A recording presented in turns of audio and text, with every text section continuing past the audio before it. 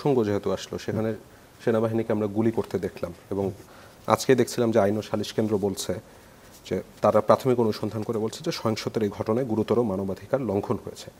নেত্র news আমি দেখছিলাম যে 22 মে, এই বছরেরই 22 মে, সেখানে আপনার একটি নিউজ করেছিলেন, ভিডিও দিয়েছিলেন, যেখানে দেখা যাচ্ছে যে রাজধানীর যমুনা ফিউচার পার্কের সেখানে সেনাবাহিনী গুলি চালাচ্ছে মানুষের উপর।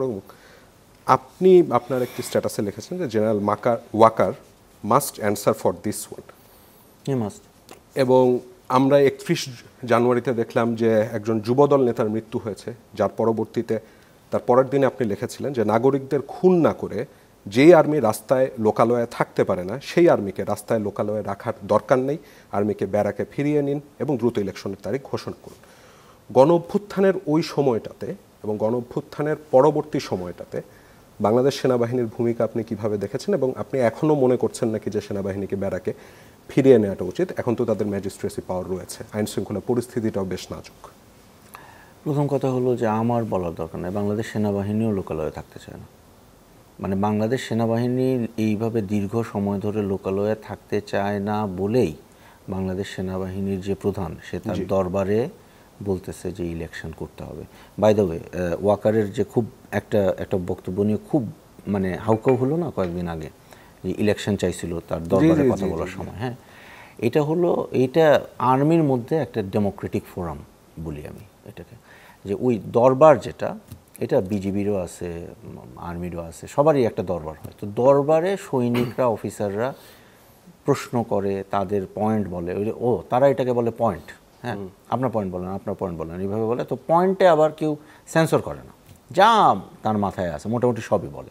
এবং কমান্ডার যে ইন দিস কেস ওয়াকার, সেও খুব ওপেনলি কথা বলে। হ্যাঁ, তো ওইটা ছিল একটা দরবারে, সে বলতেছিল যে আমাদের ইলেকশন করে আমরা ফিরত যাব। এইটাকে আবার এই যে আপনার কি বলে, ব্যর্থ বিপ্লবীদের যে ফেসবুক সংগঠন যেটা আছে, এরা আবার এটাকে খুব ফুলায় ফাঁপায় এটা প্রচার করলো। এইটা কিন্তু আর্মি চিফ কোনো বিবৃতিতে বলে না, এটা সে তার ইন্টারনাল অফিস মিটিংয়ে বলছে, রাইট? তো এটা একটা ব্যাপার ছিল। কিন্তু ওয়াকার কেন ইলেকশন চায়? কারণ এই যে গত বছর জুলাই মাস থেকে এখন পর্যন্ত, আরেকটা জুলাই মাস না, এখন পর্যন্ত একটা আর্মি তারা বাইরে, এটা তো মানে কি পরিমাণ সমস্যাজনক আপনি চিন্তা করেন। আমার গোপালগঞ্জে আমার দুজন আর্মি অফিসারের সাথে দেখা হলো, হাই র্যাঙ্কিং অফিসার, এবং ওদেরকে আমি জিজ্ঞেস করলাম যে আপনাদের কী অবস্থা। একজন বললো যে স্যার আমার তো গত 1 বছরে আমার বউয়ের সাথে দেখা হয়েছে একবার, সরি স্যার না ভাইয়া আমার বউয়ের সাথে গত 1 বছরে দেখা হয়েছে একবার। কারণ ওরা তো একটা মানে অন্য ধরনের ফোর্স, তাই না? আর আরেকটা কথা হলো যে এরা তো ম্যাজিস্ট্রেসি পাওয়ারের কথা যে বললেন, ম্যাজিস্ট্রেসি পাওয়ার দেওয়া হয় সিআরপিসির অধীনে। সিআরপিসিতে তো ট্রেন না বাংলাদেশ আর্মি। মানে এটা কুমিল্লার যে ঘটনা, যুবদল নেতার যে মৃত্যুর ঘটনাটা বললেন, সেটা যৌথ বাহিনী ছিল না, ওইটা আর্মি ছিল। আর্মি ছিল, আমি নিজে কুমিল্লাতে গেছি, আমি ওই জায়গায় গিয়ে ওনার ফ্যামিলির সাথে কথা বলে আসছি। বিএনপি যৌথ বাহিনী বলছিল, ওই জন্য আমিও বললাম। বিএনপির তো এখন আর্মির সাথে মনে হয় একটু সম্পর্ক ভালো হয়েছে, এখন ডাইরেক্টলি আর কিছু বলতেও পারে না আর্মির ব্যাপারে, ওদের লোকজন মেরে ফেললেও বলতে পারে না। এটা মানে একটা খুব আনফর্চুনেট একটা সিচুয়েশন। কারণ বিএনপির নেতারা কখনোই, এটা আমি আগে থেকেই দেখছি, যে বিএনপির নেতাদের আবার মানে আওয়ামী লীগের বিরুদ্ধে যা ইচ্ছা বলুক, তারা আবার আর্মিকে একটু তোয়াজ করে চলে for what ever historical and contextual reason. আমি ওইটাতে না যাই। যুবদলের ওই নেতাকে যখন মারলো, আমি নিজে ওই একটা অনুসন্ধানী দল নিয়ে ওইখানে গেছিলাম আমি, এবং সেখানে গিয়ে আমি যেটা দেখলাম সেটা হলো গিয়ে যে যেমন রাতের বেলা আপনি যদি একটা বাড়িতে তল্লাশি চালাতে যান, সিআরপিসি বা পুলিশ প্রোটোকল অনুযায়ী আপনাকে ম্যাজিস্ট্রেট নারী সদস্য নিয়ে যেতে হবে, নারী থাকতে হবে আপনার সাথে। এটা ওই কুমিল্লার ওইটাতে হয়নি। তারপরে ফোন সিজ করে নিচ্ছে সবার, মানে খুব বেসিক কিছু জায়গায় মানে সিআরপিসি আর্মি লঙ্ঘন করছে। হ্যাঁ, পরে আমি যখন আমার টিমের সাথে, আমার ইনভেস্টিগেটরদের সাথে আমি যখন কথা বলতেছিলাম, আমি বললাম যে এটা কী কারণ হতে পারে। সবাই এক বাক্যে বললো যে আর্মি তো সিআরপিসিতে কোনো ট্রেন না। এখানেও যেমন ইনফ্যাক্ট আমি বলবো যে গোপালগঞ্জের যে শুটিংয়ের ঘটনা, এটা যখন আমরা অনুসন্ধান করি, একটা কেস আমরা পেয়েছি যেখানে ধরেন নিরস্ত্র একজন বিক্ষোভকারী, উনি বিক্ষোভকারী ছিলেন, আমরা যেমন একেবারে দেখে দেখে আমরা সিসিটিভি ফুটেজ সংগ্রহ করেছি। আচ্ছা। তো উনি বিক্ষোভকারী ছিলেন। উনি এক পর্যায়ে হয়তো ফোন দিয়ে ওনার স্মার্টফোনটা দিয়ে রেকর্ড করতেছিলেন, কিন্তু ওনার হাতে কোনো শস্ত্র ছিল না। উনি মারা গেছে পিছন থেকে গুলি খাইছে, খেয়ে পেটের মধ্যে গুলি খাইছে। তো এইখানে যখন সেনা কর্তৃপক্ষের সাথে যখন আমাদের কথা হয়, তখন আমি জিজ্ঞেস করছি যে এটা কিভাবে হলো, কনটেক্সটটা কী ছিল। এখন উনি আমাকে যে ব্যাখ্যাটা দিল সেটা হলো যে ওইখানে ওরা ঢিল ছুটতেছিল ইট দিয়ে, এবং উনি সত্য কথাটাই বলতেছে, এটা আমি আগেই জানি কারণ আমি অলরেডি ওই সিসিটিভি ফুটেজটা দেখছি। আচ্ছা আচ্ছা। হ্যাঁ, যে ওই মানে গোপালগঞ্জবাসীরা ইট এনে রাস্তার মধ্যে ভাঙতেছে, ভেঙে ইট। এখন স্বাভাবিকত মানে আমরা 5-6 জন লোক যদি ঢিল ছুড়ি, এটা গুলিবর্ষণ করার মতো সিচুয়েশন ক্রিয়েট হয় না। কিন্তু আমরা যদি 5 থেকে 7 হাজার লোক একসাথে ঢিল ছুটতে শুরু করি, that becomes a massive. ISPR পরে যে ব্যাখ্যাটা দিয়েছে আত্মরক্ষাতে, এটা তাহলে আমি আইএসপিআর এর ব্যাখ্যাটা পড়ি নাই, আমি ওটা নিয়ে কমেন্ট করতে পারবো না। আমি আমার কনটেক্সটে যেটা দেখছি আমি সেটা বলতেছি। তো ওইটা হতে পারে। তারপরে উনি আমাকে মানে সেনা কমান্ডার উনি আমাকে যে ব্যাখ্যাটা দিয়েছেন ওটা আমি বলতেছি, এবং আমি কেন সন্তুষ্ট আমি সেটা বলতেছি। পুরোপুরি সন্তুষ্ট না, কিছু প্রশ্ন এখনও আছে, ওগুলো হয়তো সামনে বের হয়ে আসবে।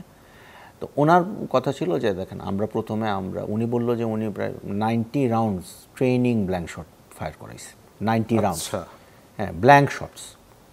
তারপরে উনি আবার ওদেরকে বলছে যে আপনারা মাইকিং শুনেছিলাম, মাইকিং বলছে যে আপনারা বন্ধ করেন, না হলে গুলি করব, কিন্তু করে দিলাম কিন্তু। হ্যাঁ, তারপরে উনি ওনার শুটারদেরকে বলছে যে তোমরা শ্যুট করবা, কাউকে লক্ষ্য করে করবা না, এবং নিচে করবা, হাঁটু গেড়ে করবা, যেটা তাদের কোড অফ কন্ডাক্ট বলে। যেটা একেবারে মানে সে ওইটা কিন্তু একেবারে বাই দ্য লেটার সে ফলো করছে। আচ্ছা। হ্যাঁ, এবং তারপরে যেটা হয়েছে যে আমরা 2টা কেস পাই, যে 2টা পেয়েছেই তার যে দাবি যে না দেহের নিম্নভাগে গুলি করা হয়েছে, এটা আমি সত্যতা পাইছি 2টা কেসে। যে দীপ্ত সাহা বলে যে মারা গেছে তার এই পেটের এই সাইডে গুলি লেগে আরেক দিকে বের হয়ে গেছে, এটা একটা। আর আরেকজনের উরুতে গুলি লাগছে, যদিও উরুতে গুলি লাগার পরে কিভাবে মারা গেল ওইটা নিয়ে কিছু কথা থাকে।